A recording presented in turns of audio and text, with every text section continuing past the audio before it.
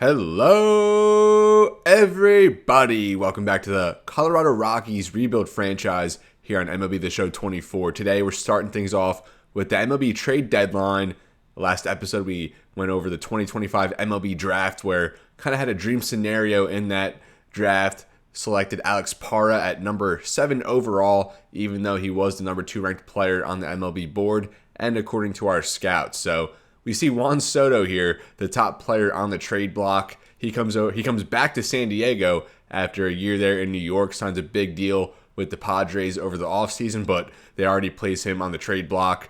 Detroit has Tariq Skubal here, along with Casey Mize and Matt Manning, so just trying to unload everybody there, their entire rotation essentially. But those are 3 very good pitchers who, could hit their prime all at the same time there with the Tigers. So the trade system in this game broken. It's awful. MLB The Show has to do a lot of work, and especially here at the trade deadline, really no presentation, really nothing that makes it special within franchise mode. We'll keep going along down here, though, a little bit. Brendan Donovan from the Cardinals. All these teams, not really Detroit or San Diego, but mainly down the line here like Seattle, Minnesota, all playoff teams. So it really doesn't make sense for these teams to try and sell these players who are kind of key cogs right now as they make a playoff run. Jose Urquidy from the Braves, another playoff team. Gary Sanchez, one of the top position players here.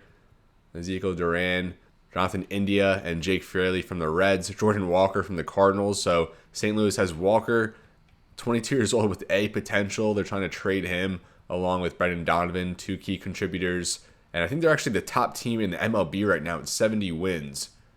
A few more pitchers, and that brings us down here to Cal Quantrill of our Colorado Rockies. Probably going to be on the move here shortly. This season, not the best numbers, but over his last 9 starts, he has a 1.39 ERA, a 1.0 WHIP, and 58 innings pitched over that span. He's 4-2 with a 3-to-1 strikeout to walk ratio. Last year, he was by far our best pitcher, and this year he's been phenomenal in the second half of the season, or of his season so far over those last 9 to 11 starts. So Cal Quantrill going to be on the move, expiring contract, and we'll now look at the trade market and see. So I was looking ahead a little bit earlier.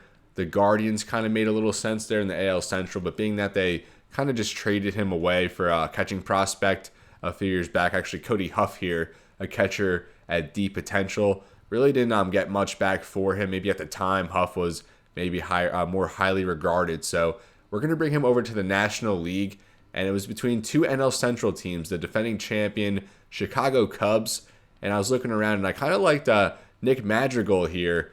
Love that contact, that vision, that clutch, and a tremendous glove there at second base, 96 fielding, but we kind of already have someone in that mold here, Ahmed Rosario. Rosario's not nearly as good of a fielder as Madrigal, but high contact, good speed, and he's been very productive as our utility guy. 250 batting average, 455 slugging, and OPS just under 800. And he's filled in quite nicely at second base, shortstop mainly, but also brings that corner outfield versatility, can play third. So we really like him as a utility man. Brought him in the offseason on just a $3 million deal, and maybe we re-signed him here at some point. But if we stick it with the Cubs, it was either Madrigal or I liked a couple outfielders here.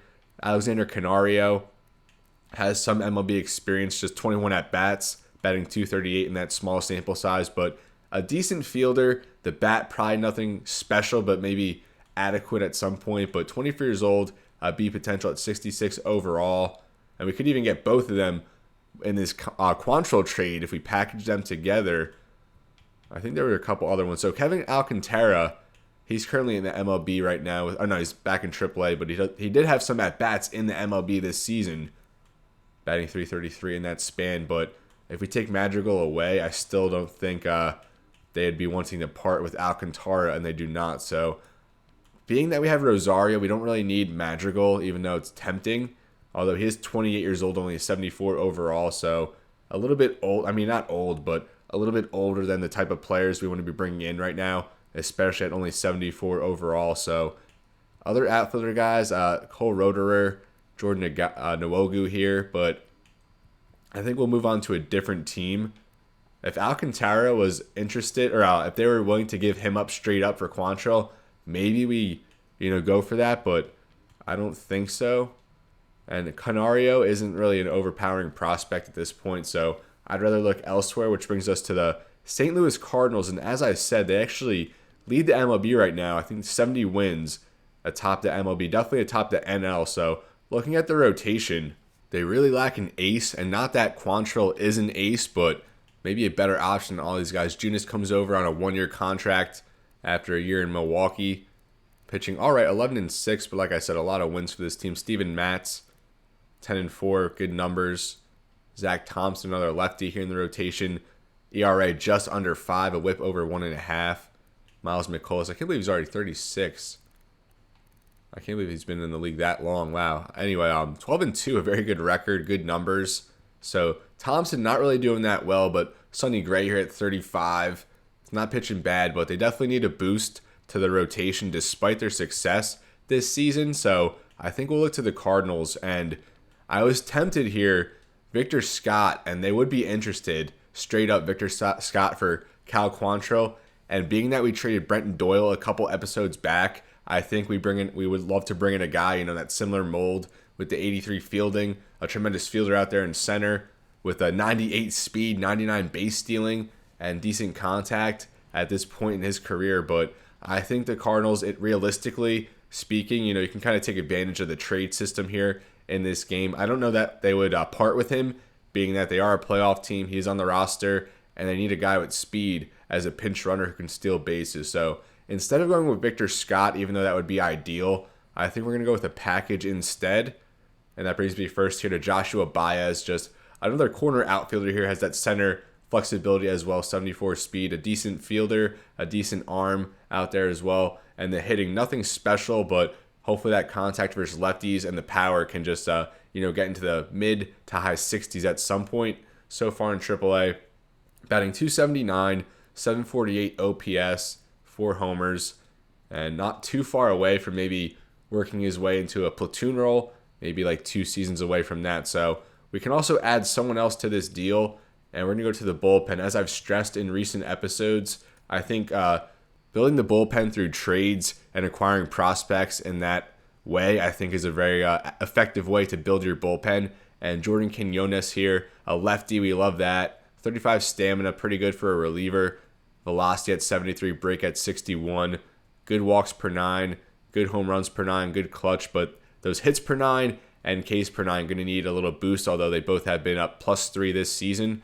And only in single A, so we'll probably get him in this deal and throw him up into double A. So Cal Quantrill going to be heading to the St. Louis Cardinals as one of 2 trade deadline moves we're going to make. We welcome Joshua Baez, he'll probably pick up in Triple A. And as I said, Quinones will go to Double A, and we'll see how he performs there. So good luck to Cal Quantrill as he seeks a ring here in the new digs there with the St. Louis Cardinals. Now, this is a trade I had not even planned on making. We're going to go over here to the Yankees. And originally I was looking at a trade, maybe Brendan Rodgers, but I think ultimately it'll be best served to sign him to maybe like a 3 or 4 year contract here. He's not really demanding too much, and a decent glove there at second, can play third and short. And last year hit over 300, a little bit of a down year here, but he has come around here. He had a really rough stretch there, I think, in May into June, and that kind of has affected his numbers really bad so far. But otherwise been decent, hoping that that power can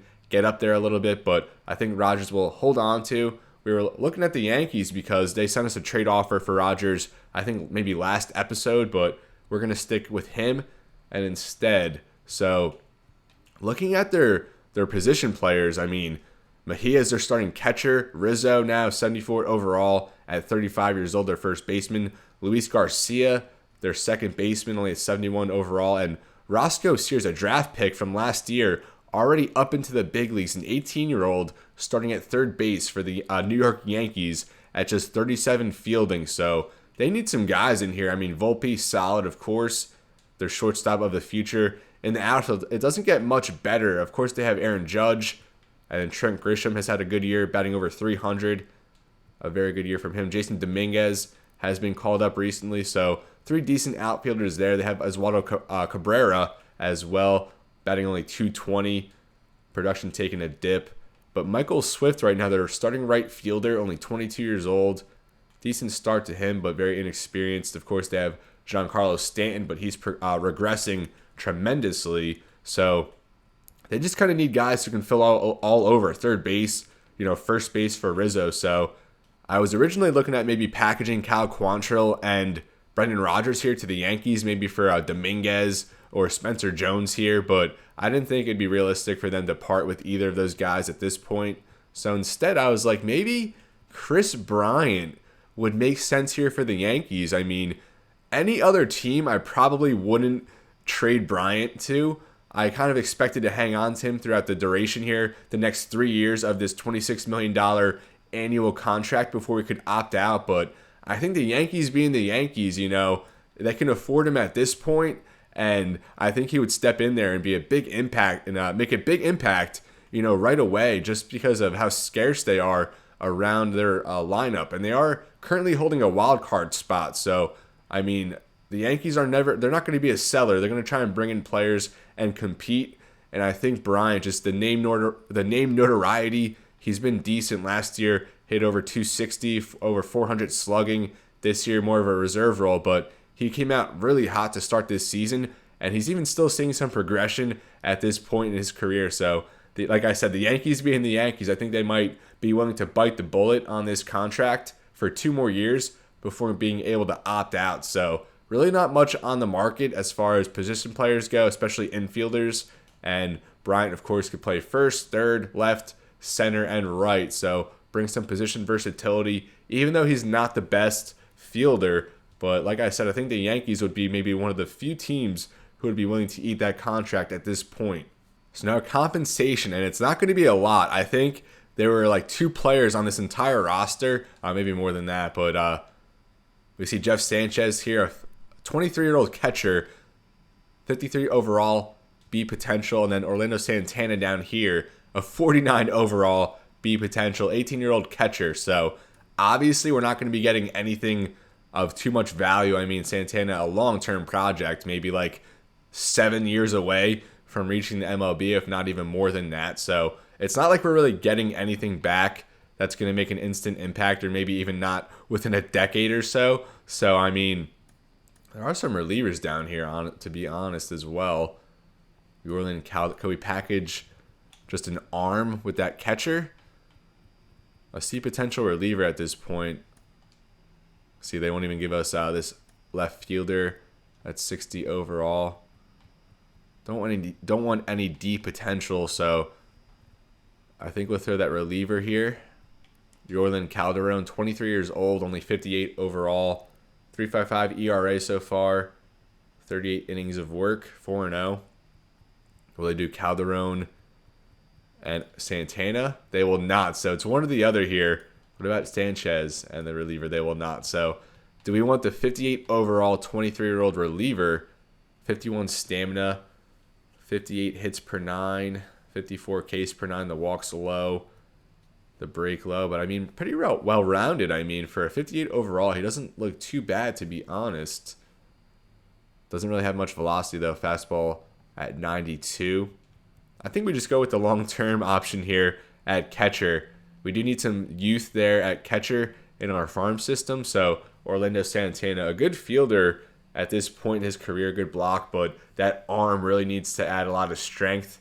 The bat, really nothing of note, especially power-wise. But like I said, a long-term project here. Orlando Santana out of Cuba, going to be the straight-up swap here with Chris Bryant. And I think I've stressed in past episodes, I like to keep it somewhat realistic. Of course, there still is some unpredictability in sports as far as, trading, free agency and all that. But I think this is kind of within the realm of realism.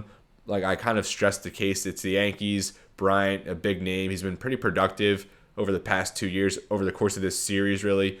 Although mainly disappointing with the Rockies, not really living up to that contract. But the Yankees have a bunch of holes to fill, and they're not really giving up anything in acquiring Chris Bryant. So really it's just a salary dump for the Rockies here. And that $26 million over the next 2 seasons is huge in allowing us to bring in a more viable free agent option at that salary. So Chris Bryant, good luck to you in New York. And I'm sure the fans there in the Bronx are going to treat you well. So that was the trade deadline, folks. Only 2 trades made each by the Rockies. We acquired Jordan Quinones and Joshua Baez. I think Quinones was the number 2 prospect for the Cardinals. I think Baez was also there in the top 5.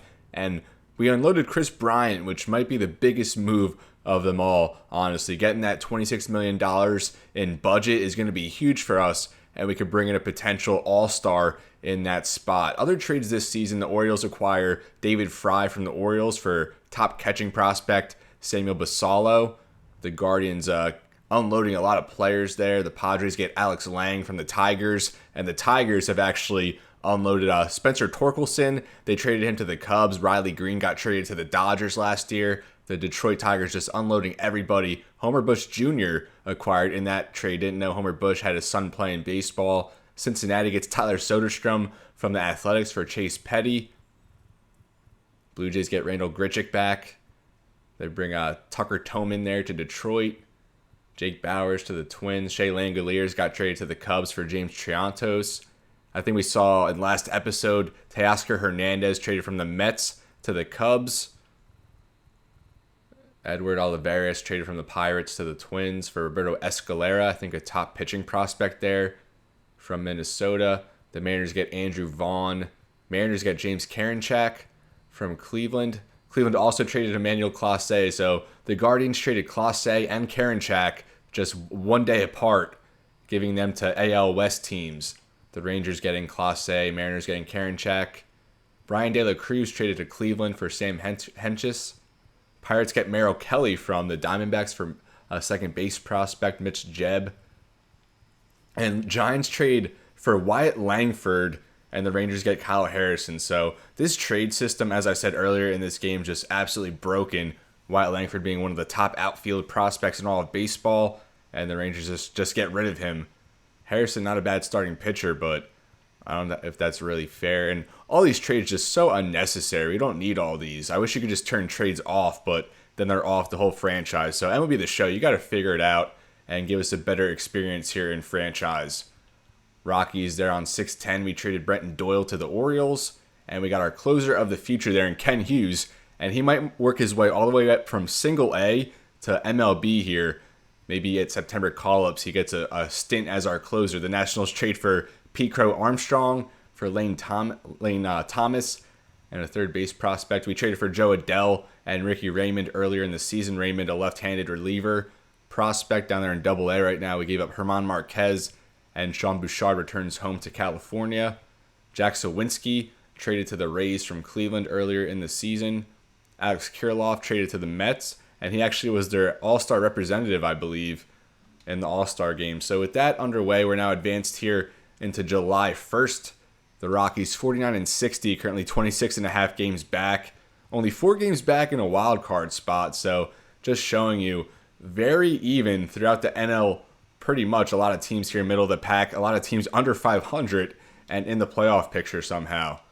We do have minor league updates. Herb Lopez was our third pitcher we selected last year, I think in a compensatory round or something like that. I think 42nd overall, maybe a little bit later, and he did not have a good month. We're going to get a player lock game here with one of our pitching prospects, either Lopez or Juan Ayala.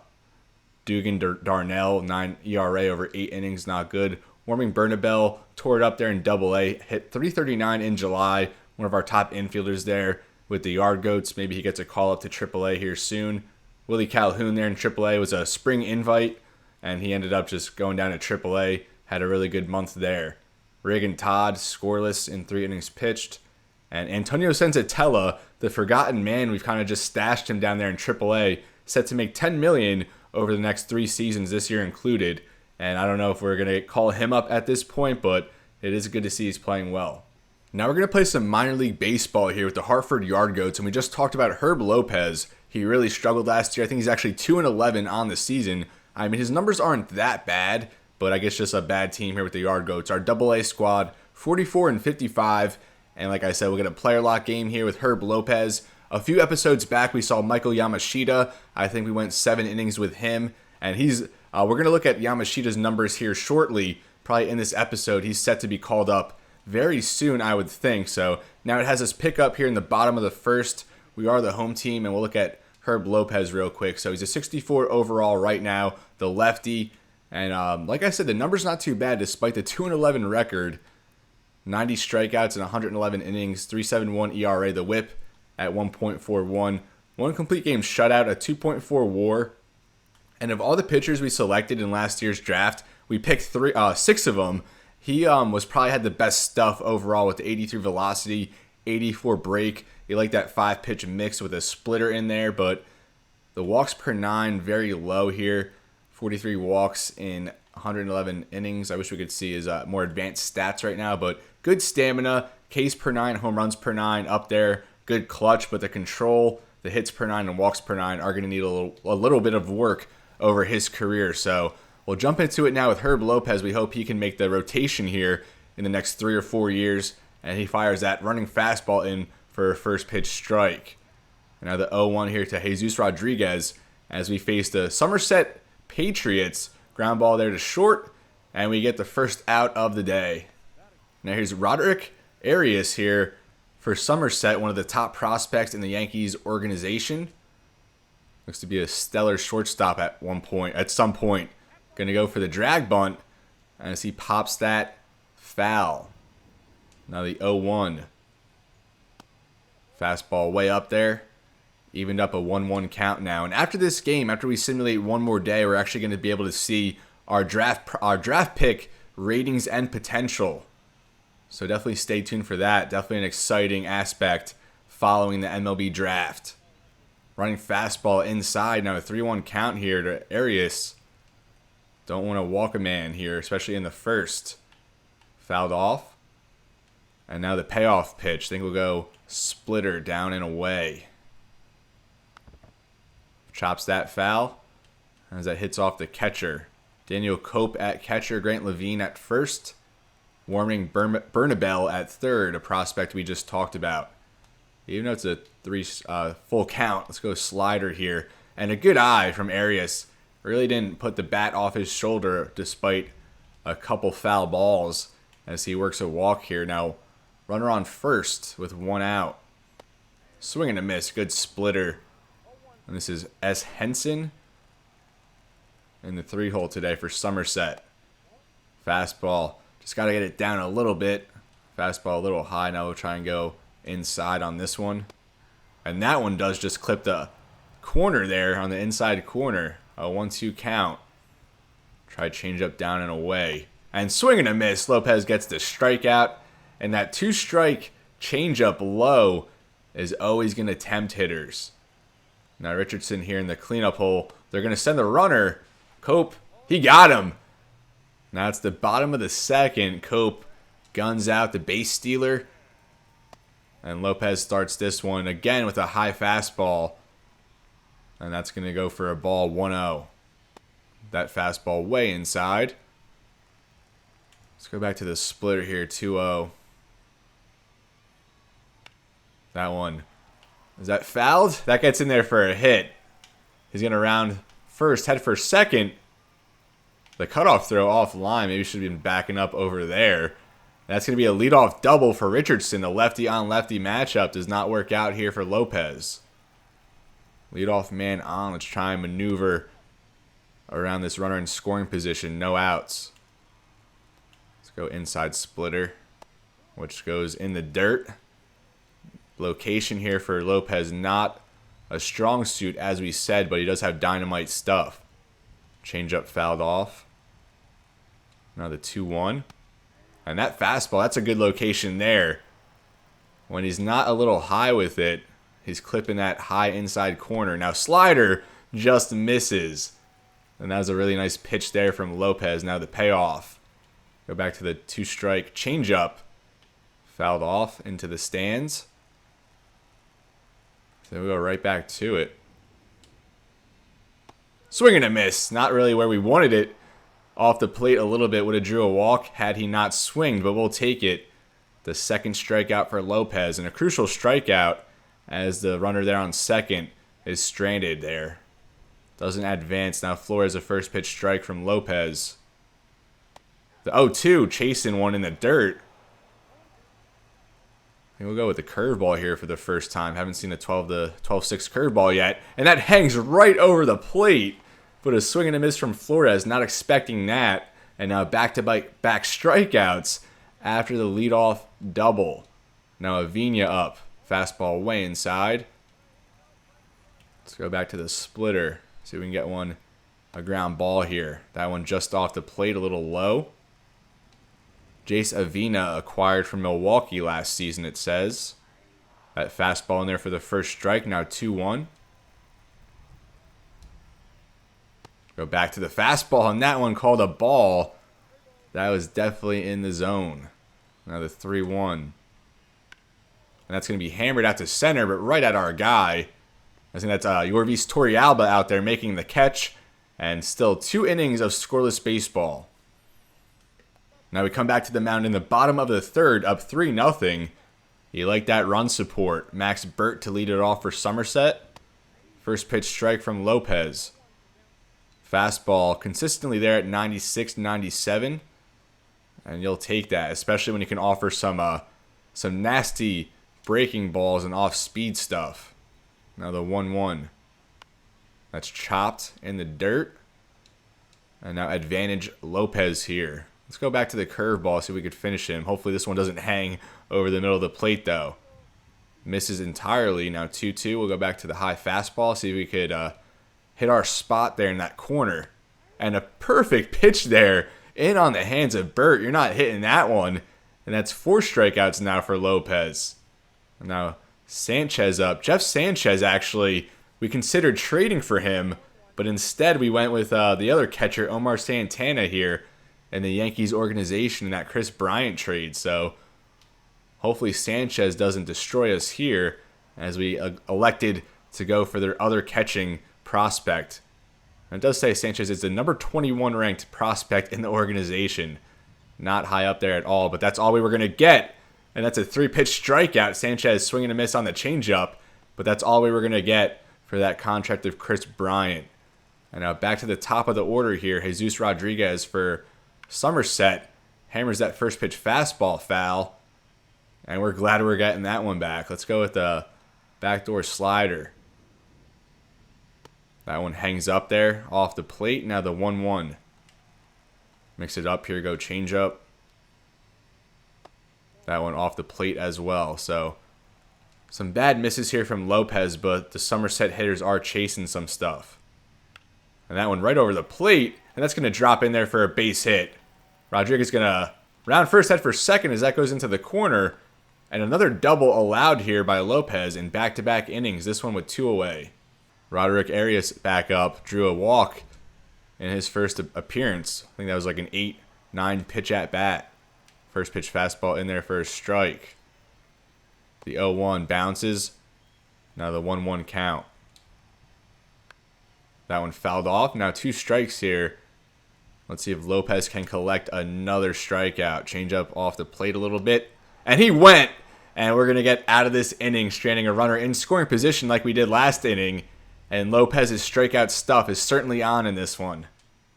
Now here for the bottom of the 4th. And it's still a 3-0 game. Here's Henson. First pitch here from Lopez. Already at 40. We'll make it 49 pitches now. This one about to be pitch 50 with no outs recorded yet in the 4th. Good splitter there. Gets in for a strike. And we'll go right back to it. That one fouled off. Now a 1-2 count. Another strikeout spot here potentially for Lopez. Go curveball. Not chasing there. Now I think we'll just raise the eye level here. Go fastball. See if we can hit our spot up there. That's going to be driven to left. And we get there for the out. So 1 away here as Henson flies out to left. Now to bring up Grant Richardson. A leadoff double back in the 2nd inning. See if we could get him out this time. First pitch slider just gets in there on the edge of the plate. We'll take that. 0-1. Grant Richardson with 32 RBIs so far this season. 2nd on Somerset. That fastball 2 inside. And now it's a 1-1 count. Splitter there fouled off. And another 2-strike at bat here invoked from Lopez. Go with slider off the plate. Love this one against lefties. And he offered at that one. Back-to-back strikeouts. Oh, no. We had a fly out to start, but that was a nasty slider off the plate. And Lopez, his miss rate is pretty good. That one, though, not a conventional swing by any means, but we'll take the result. Now, 2-0, that changeup off the plate, 2 away here in the fourth. Already the 60th pitch upcoming for Lopez. That's going to be roped there into left field, and we get there for the out. 3 up, 3 down in the fourth, and Hartford still leads 3-0. We added 3 more there. Decalotti had a solo home run, Cope and Jorge with RBI singles each. Dylan Jorge, I think, playing shortstop today. Cope, the catcher, already threw out a base stealer earlier. First pitch here in there for a strike as Lopez starts the fifth. Not the most efficient day, but a lot of strikeouts, so you know the pitch count's going to get up there a little bit when you're striking a lot of guys out. A quick 0-2 count here. Let's go change up off. That one in the dirt. Kind of a waste pitch. We'll go back to the fastball. See if we could frame it up there. That one way up. And now the 2-2. Trying to finish in with the splitter. Should have probably just went fastball again, but we'll go splitter and we get the swing and the miss. I forgot. I kind of lost track of how many strikeouts that is so far. Maybe 7 or 8 so far for Lopez. Now Avina back up there. Slider gets in there on the outer part of the plate for a strike. And now the 0-1. Swing and a miss on the high cheese. I think we'll go right back to it here. 0-2 count. That one way up. And all these waste pitches on 0-2 kind of playing into the pitch count. Now change up off the plate, not offering, so I think we're going to have to attack him a little more direct here on 2-2. Fastball just misses as Avina down 0-2. Works a full count here. We'll go away from the fastball. Splitter as that's fouled off. Should we do the 3-2 curveball? We're going to go 3-2 curveball. Haven't seen that at all this at bat. Grounded there to second. And we get the out. So 2 away now in the fifth. That'll bring up Max Burt, a strikeout victim, back in the third. Lopez now at 72 pitches. That one way up. Another fastball there from Lopez. And out there, Torrealba in center. Right to him again as he collects that one. Yard goes up 6-0 after 5. Now here to start the 6th inning. Sanchez back up, struck out on 3 pitches. And that seems like it was 2 seconds ago. Lopez being working a lot more quickly in these at-bats now, just kind of leaning on the fastball at this stage of the game. Sanchez is going to rope that one to left. And we're going to watch that one, and that's gone. I mentioned earlier, I hope Sanchez doesn't burn us. You know, we elected to go for the other catching prospect, and maybe he caught wind of that, and he sends that out into the seats. And is that the first hit Lopez has given up in a few innings, I think? Just the third allowed, as Somerset does get on the board here with a leadoff home run in the 6th inning. Sanchez goes yard, and that was a shot. Knew that one right when it left the bat. Was it going to give us the distance? It does not. So 6-1 now. Lopez is not going to finish with a shutout as the lineup flips over here. Jesus Rodriguez on. He looks at a strike. Now the 0-1. Swing and a miss. A good slider. I think we'll go right back to the slider again. 0-2 here to Rodriguez. Not chasing that one. Fastball. Just go with the heat. Way up there. Command on the fastball has been lacking. But changeup, haven't thrown the changeup in a while. And swing and a miss as Lopez racks up another one. Bounces back well after giving up the leadoff home run.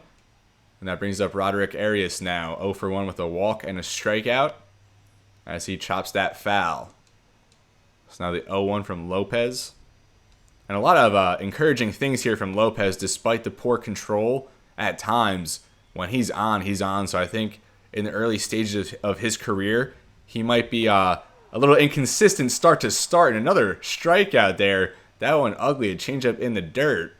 But as I was saying, start to start, he might be a little inconsistent. But I think at his peak, you know, he's going to be a very dominant pitcher. Fastball right down the pipe. Henson looks at that one. Now the 0-1. And that grounded up the middle and Lopez can't make a play on it.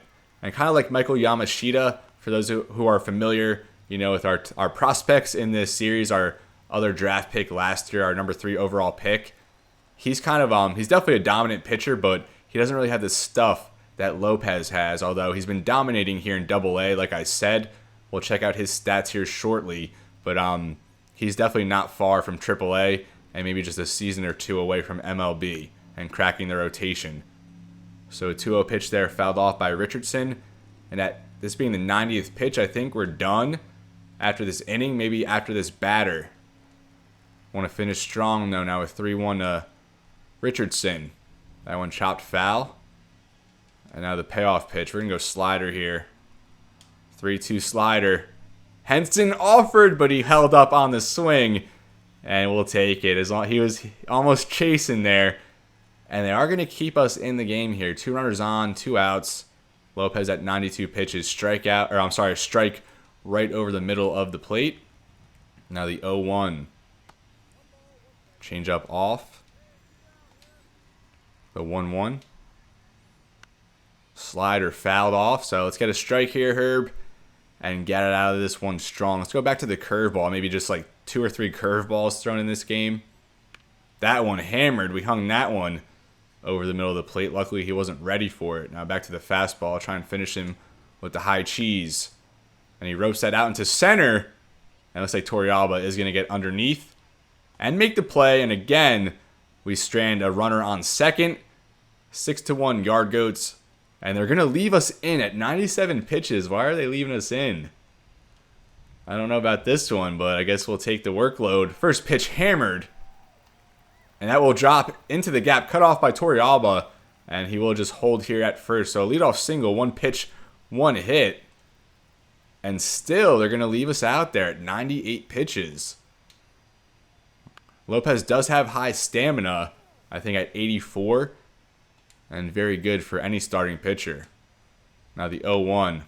Chopped foul. Trying for a double play ball. We haven't had any double plays so far. Now would be a good time for that. And the splitter just gets in there for the strike. Avina sent down looking. And with that one, they are going to pull Herb Lopez. I'm not sure what the exact stat line was. I wish they would show it here at this point, but was that 6 1/3? Maybe a dozen strikeouts for number 12.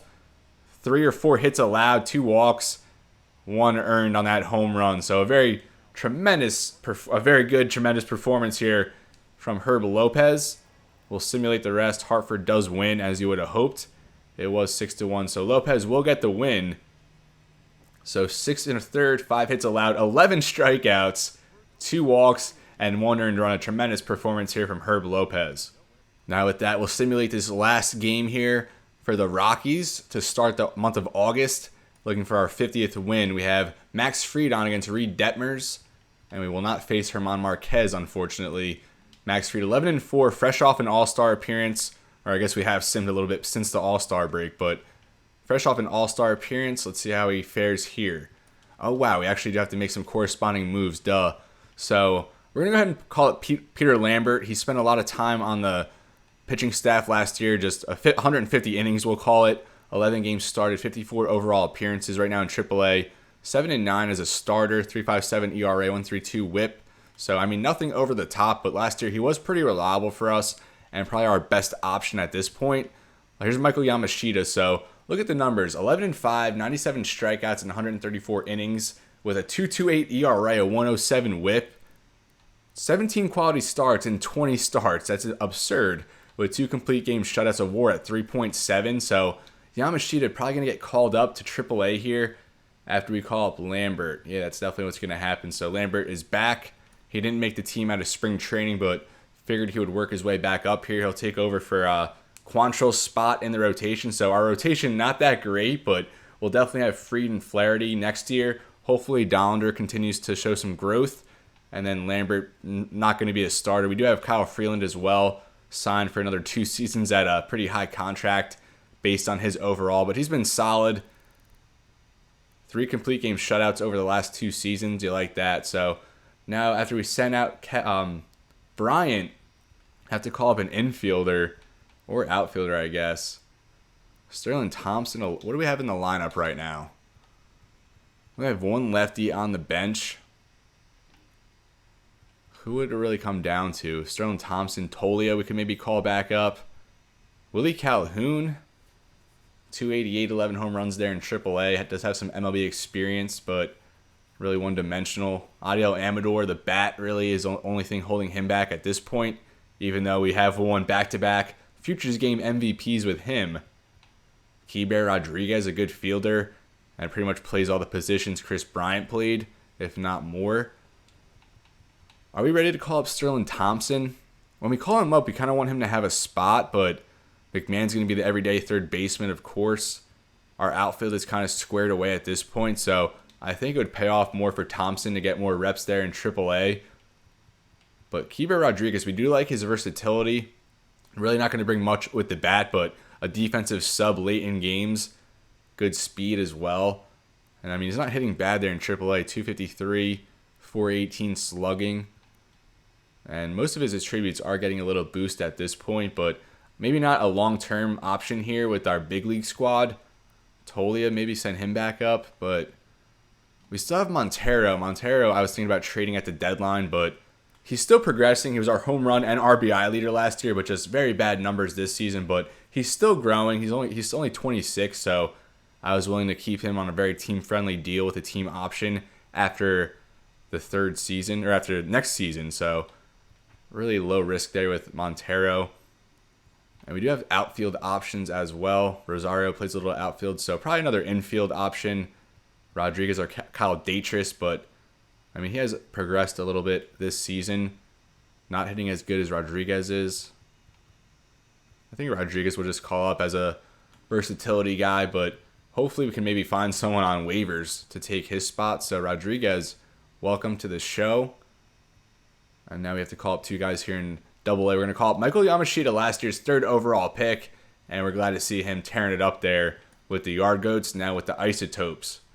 So we called up Rodriguez, and warming Bernabel, like I said, he was due up to get called up soon, and we're going to call him up to AAA, and now call up Joshua Baez. He was already in Double A with St. Louis. Not sure why they put him down in Double A on our squad. So Yamashita, put him in the bullpen. Put Lambert in the bullpen. Or I'm sorry, in the rotation is what I meant to say for both of those guys.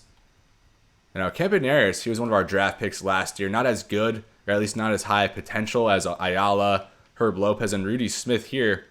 Smith we recently called up, 3 starts. He's 1-2, but a .95 ERA, 1.71 ERA.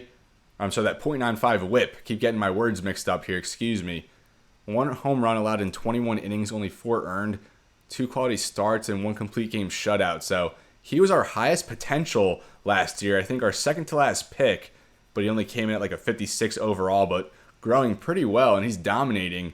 And you like to see that. I think he was like a 97 potential, but we'll throw Campaneris. So 4 of these starters now in Double A are players we drafted, plus Yamashita, who we had at 3 overall now in Double A. Actually, I think we'll keep it like this. We do need a closer here, though, in Double A. Not that it matters too much. Wilcox has been our best relief man, it looks like. Ricky Raymond, we trade. That left-hander we got, Quinones, I believe. We definitely want to call him up. Maybe we'll put him in as the closer. Haney, I want to call down one of these guys probably. Reagan Todd will call him down. Pretty much gave Quinones his spot, which is with one more player to call up, probably a position player. And we have 2 more. Cleveland Morehouse, love that name, and then Braden Carpathios. I want to say that's probably a Greek last name. We'll call him up. Looks like our pitching and everything is squared away. Our bullpen needs a ton of work.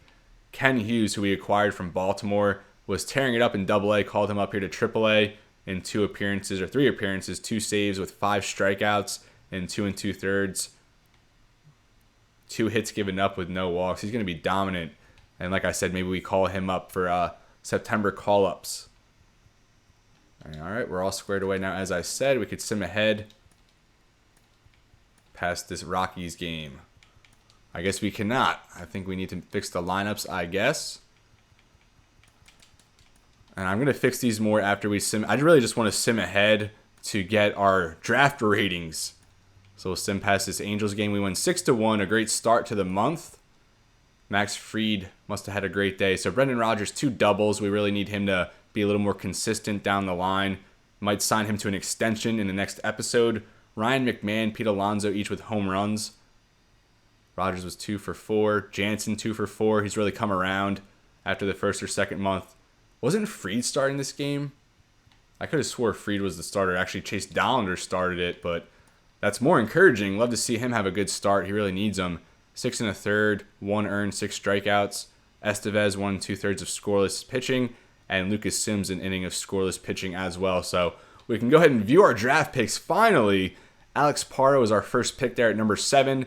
He was second on the MLB draft rank and second on our team board. So let's see what he ends up being. And we nailed it. 88 potential, a 70 overall. He looks to be a very good player. The contact already MLB ready. 72 contact lefty, 72 power versus lefties. And his bat against righties, not terrible, and that'll only get better. Not a good fielder, though, but he does have a strong arm there at third base at 81 throw power.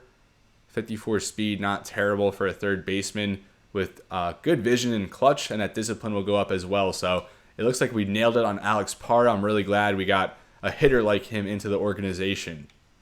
And now David Castilla, and we were so lucky he slipped to like 38 or 40, whatever it was. We were super prepared to take him at number 7, but instead Parra fell to us, and then we were able to get Castillo much later. And look at that, 97 potential with 66 overall. The contact already MLB ready. Never going to be a big power threat, but that's always going to be a weakness. His glove needs a lot of work, but vision is good, clutch is good, discipline very good. 95 durability, he's not going to miss games. With 68 speed, a good base stealer, and that contact is going to be tremendous. 6'4", 239. This dude is an absolute unit there at second base. Now, Muhammad Huffman, only a 51 overall. I was expecting him to have a higher floor than that, but the B potential there at 82, I'll take. Switch hitter, a corner infielder there with a very good glove, a strong arm, but he's going to need a lot of time at just 18 years old and 51 overall. And now Tom Park, a 96 potential, comes in at 56 overall. Our scouts had him at like number 4 on our board, even though he's projected to go in like the 150s. We ended up taking him, I think we met him in the middle there at like 80 or 90. And of course, we'll take that upside at that point. Already an MLB glove, good speed and stealing, potential gold glover, as his fielding keeps getting up there. Good contact, especially against righties, but the bat does need a lot of work. But if we can get him a high contact there with his speed, I think he could develop into a very nice player. Maybe a platoon player mostly, but a good player at that stage in the draft. And then Ken Ramirez, 82 arm back there. You love that at catcher with high contact, 77 righties, 63 lefties. Decent vision, discipline, and clutch. Not the best glove as a catcher, but as we said earlier when we acquired Orlando Santana, we kind of just need young catchers in the organization. And at least he has a very good contact, especially against righties, being a lefty catcher. There we go. Now, Robert Marmolejo, 94 potential, but another one of those very raw guys at just 54 overall, but a good glove, a good speed out there in center, decent contact already. And, another guy with very high potential, good fielding and speed, but just really lacking there in the bat. But you like that contact at least to start. And then another center fielder here, Luis Castro, 88 potential. So all of our draft picks at B potential at least, just not Ken Ramirez, but we have 3 in 94 or above. 3 guys between 94 and 97.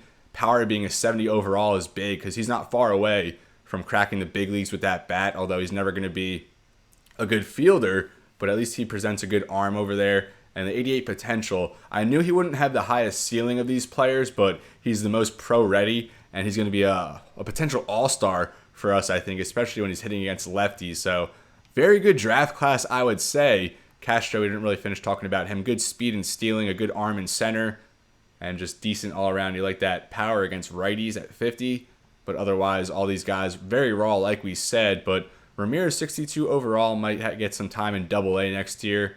Castillo would definitely start in Double-A, and maybe he's going to be our best player from this class, even better than Alex Parra. But let me know what you think about this draft class. And if you haven't yet, go back and watch that MLB draft episode. A lot of fun stuff in there.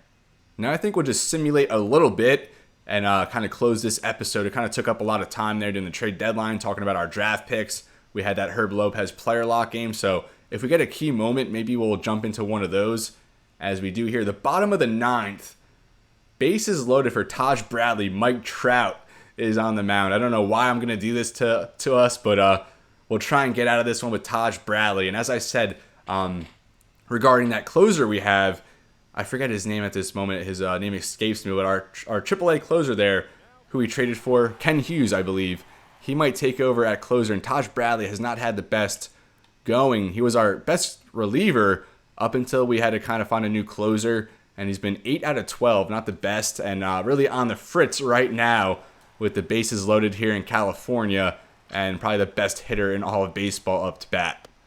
Swing and a miss there from Trout. We get the first pitch. Swing and a miss on the fastball. We'll go right back to it. That one hammered foul. Now the 0-2. A strikeout here would be huge. And a swing and or he doesn't even swing. He almost did. Pulled it back. And Taj Bradley gets a clutch, crucial strikeout there. As that brings up Logan O'Hoppe, former Jersey Shore Blue Claw. If you know, you know. A double play ball here. The game is over. That fastball misses. We'll go back to it. And that's going to be popped up over here to first base. Pete Alonso getting over there as he hauls that one in. 2 away. We're 1 out away from getting out of here with a win.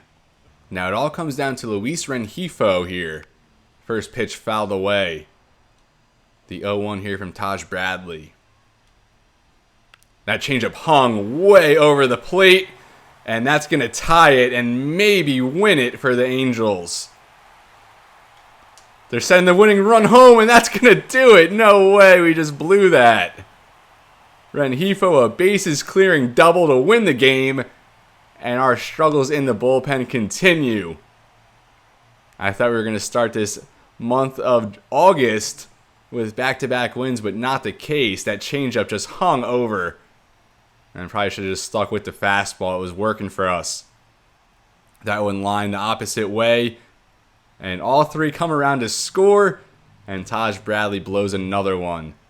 So we knew it was going to be an uphill battle to get out of this one. It was looking very promising up until that final pitch, of course. So that's it here from Los Angeles as the Angels steal this one 8-7.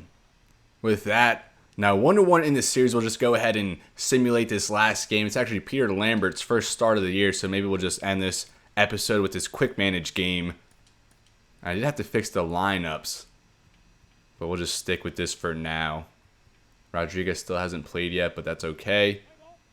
Now Brendan Rodgers to lead us off here. Griffin Canning on the mound for the Angels. A 1-out single for McMahon. A walk there from Nolan Jones. So now 2 men on for Pete Alonso. And he gets a 2-run double to start us off here in the first inning.